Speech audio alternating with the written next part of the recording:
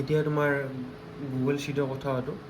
মোৰ এভৰি যিবিলাক ছিংগল নিচ আছে হা, ছিংগল নিচত আমাৰ একো নালাগে। যিটো মোৰ ছিংগল নিচ আছে, ছিংগল নিচত মই আৰু নিচ নেমৰ তলত টিনাইটাছ লিখিছোঁ, বা এইটো মই বৰ্ড নেম লিখি দিব পাৰোঁ, কোনটি বৰ্ড থাকে আমাৰ। চ' নিচ নেম এৰি কিনে বৰ্ড নেম দিব পাৰোঁ, ইয়াতে মই বৰ্ড নেমো দিব পাৰোঁ তাৰপিছত, ঠিক আছে। চ' দেন টপিক লিখিছোঁ, এণ্ড পাৰ ডে কেইটামান পিন যাব সেইটো মই এমপ্লয়ীক জনাবৰ কাৰণে মই 3টা লিখি দিছোঁ। কি নেক্সট উইক মোৰ 4টা লাগে, মই 4টা দিম। নেক্সট উইক 8টা লাগে, মই 8টা লিখি দিম। দেন গ্ৰীণ কালাৰ দি মাৰ্ক কৰিছোঁ, কাৰণ এইকেইটাত কোনো লিংক নাযায়, অনলি ছেভৰ কাৰণে পিন জেনেৰেট কৰা হ'ব। এণ্ড ছেভৰ কাৰণে যিবিলাক পিন প্ৰম্পট আছে, মানে যিটো প্ৰম্পটেদি আমি ইমেজ জেনেৰেট কৰিম, সেইটোও ডিফাৰেণ্ট থাকিব এভৰি পিনছৰ কাৰণে। এভৰি পিনছৰ কাৰণে নহয়, মানে এইবিলাক আউটবাউণ্ড ক্লিকৰ কাৰণে যিটো পিন থাকিব, পিন প্ৰম্পট থাকিব, এণ্ড ছেভৰ কাৰণে যিটো পিন প্ৰম্পট থাকিব, দুটা বেলেগ বেলেগ থাকিব।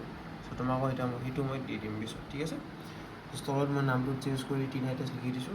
যিটো ছিংগল নিচ সেইটো দৰকাৰ নাই, বাট যিকেইটা মোৰ মাল্টিপল নিচেছ আছে সেইকেইটা দৰকাৰ আছে।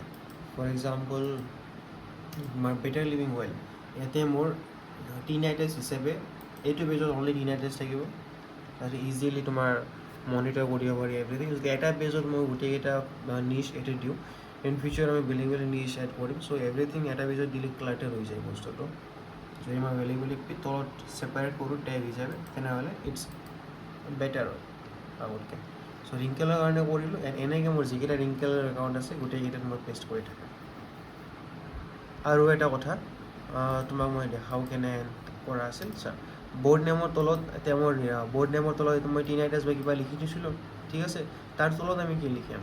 তাৰ তলত আমি এভৰিডে ডেট লিখি থাকিম, বুজি পাইছা? মানে তোমাক মোৰ এমপ্লয়ীটো কোনদিনা পষ্ট কৰি আছে, এণ্ড তাৰপিছত লিংকছটো কোনদিনা ইউজ হৈছে, এণ্ড নেক্সট কেতিয়া ইউজ কৰিব পাৰিম ছেম লিংক, সেইটোৰ ইনফৰ্মেশ্যনৰ কাৰণে ইয়াতে আমাৰ ডেট এড কৰিব লাগিব, যে কোনদিনা এইটো লিংক ইউজ কৰা গৈছে, কোনদিনা এইটো পষ্ট কৰা গৈছে, বুজি পাইছা?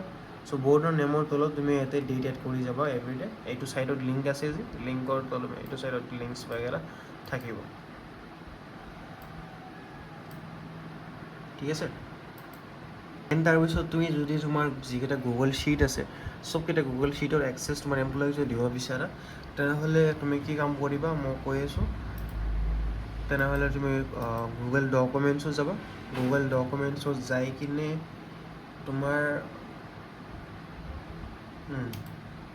এনেকৈ এটা তুমি ডকুমেণ্ট ক্ৰিয়েট কৰিবা। তোমাৰ এভৰি নিচ গুগল ছাইট আছিল বুলি দিছোঁ মই, গুগল শ্বীট হ'ব এইটো, গুগল শ্বীট লিংকছ, বুজি পাইছা? চ' কোনকেইটা তোমাৰ অলৰাউণ্ডাৰ আছে, এইটোকেইটা অলৰাউণ্ডাৰ নিচ তুমি ইয়াতে লিখিলা, লিখি কিনে চ' ডিপেণ্ডিং অন একাউণ্ট নেম তলত তুমি লিংক এড কৰি দিলা, ঠিক আছে। And depending on account name তলত তুমি লিংক এড কৰিলা, ডিপেণ্ডিং অন একাউণ্ট নেম তলত তুমি লিংক এড কৰিলা, ছিংগল নিচ ডিপেণ্ডিং অন একাউণ্ট নেম তলত লিংক এড কৰিলা, গোটেই লিংক এড কৰিলা। লিংক এড কৰি পেলাই তুমি এইটো ডকুমেণ্টৰ লিংক তোমাৰ এমপ্লয়ীটোক চেণ্ড কৰিব লাগিব, বা এইটো Ctrl+P ক্লিক কৰি ডাউনলোড কৰি কিনে এইটো ফাইলো তুমি শ্বেয়াৰ কৰি দিব পাৰা তোমাৰ এমপ্লয়ীটোক, ঠিক এনে। তাৰপিছত তুমি যিটো লিংক এড কৰিবা এইটো গ্ৰীণ কালাৰ নাথাকিব, ঠিক আছে। গ্ৰীণ কালাৰৰ কাৰণে কি কৰিব লাগিব, মাউচ যদি ইয়াতে এণ্ড হয়, এটা এণ্টাৰ প্ৰেছ কৰিবা, জাষ্ট এণ্টাৰ প্ৰেছ কৰাৰ লগে এইটো গ্ৰীণ কালাৰলৈকে চেঞ্জ হৈ যাব, এণ্ড এইটো লিংক ক্লিকেবল হ'ব। নহ'লে এইটো লিংক ব্লেক কালাৰৰ থাকিব, ক্লিকেবল নহ'ব।